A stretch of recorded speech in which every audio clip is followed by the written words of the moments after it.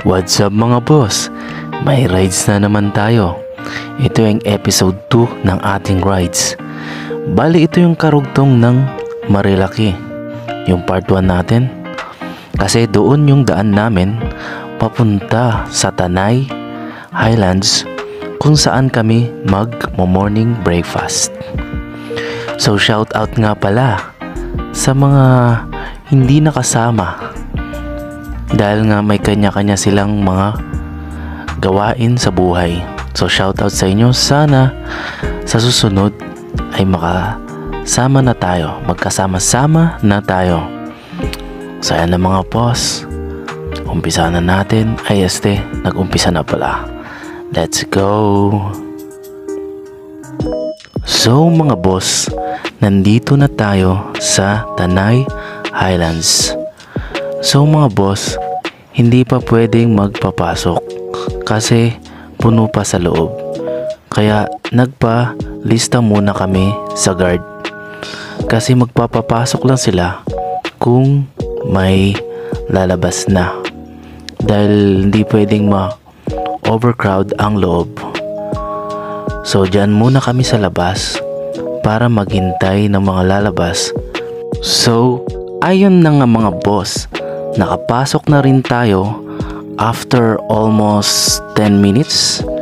Napabilis dahil yung iba hindi na kayang maghintay, umalis na yung iba at naghanap na ng ibang venue. So yun mga boss, nakapasok na tayo. Yan ang loob niya. Meron pang malaking Christmas tree, at yan yung kitchen nila. So titingnan natin ang paligid. Diba ang ganda? Puro pine tree ang makikita mo.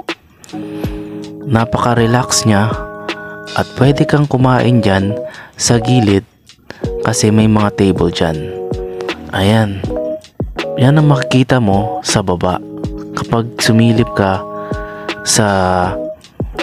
dyan sa labas. So ayan mga boss, diba ang ganda niyan tignan? Napaka-relaxing niya. After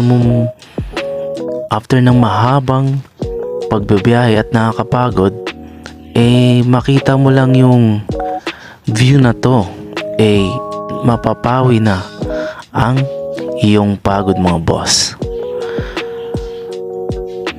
Diba ang ganda ng ulap, mga puno, sariwang hangin, at mga tunog ng ibon na ating maririnig. Ayan, marami na nga nagsiselfie, nagbi-video, dahil nga ang ganda ng view. Susulitin mo talaga ang pagsiselfie rito kapag pumunta ka rito sa Tanay Highlands.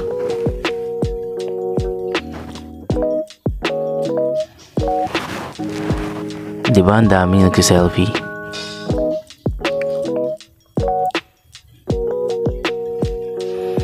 Ayun na nga mga boss, pinakita ko ang view. Siguro mga 9 AM to. Diba ang ganda niya? Ganda ng mga kalangitan. Napaka maaliwalas. Super sulit. Nakakawala ng pagod.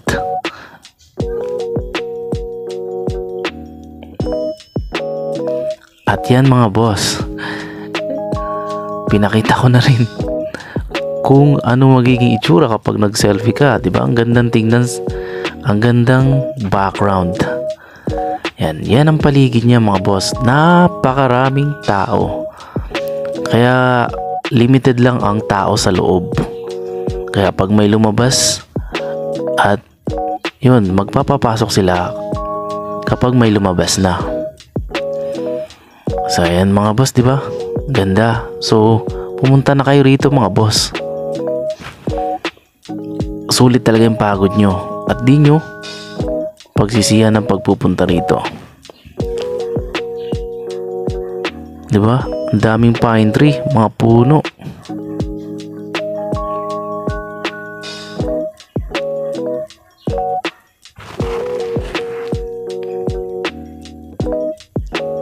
At yan mga boss, ang mga menu nila. So may kamahalan nga lang, yun lang. 'Di ba? Yun ang bulalo. So bulalo lang naman ang in-order namin dyan para mainitan kami dahil malamig talaga. Pagdating mo dyan, malamig ang panahon. So marami kayong pagpipilian dyan. Kaya magdala-dala kayo ng maraming pera kung gusto nyo maraming kainin. So yan lang nga mga boss, ang aming kakainin at ang dessert namin. Bulalo at ano ba yun?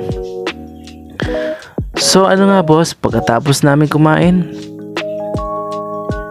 nag-ikot-ikot muna ulit kami, nag-selfie ulit kami, sinulit namin dahil ang selfie namin kanina ay puro sa dun sa view. Nag-selfie rin kami dito sa gitna sa may Christmas tree. Ayan. So ayan mga boss, uwian na. Siguro mga 2 oras din kami nag-stay dito dahil napakaganda talaga, napakagandang view. So pumunta na kayo rito mga boss ha. Salamat sa inyong panonood mga boss. Huwag niyong kalimutan mag-follow, share this video mga boss, at i-like nyo rin, diba? Salamat mga boss. Yung aso na yan boss, yan si Bricks. Pangalan niya si Bricks. Makikita niyan, napakabait niyang asong yan, si Bricks.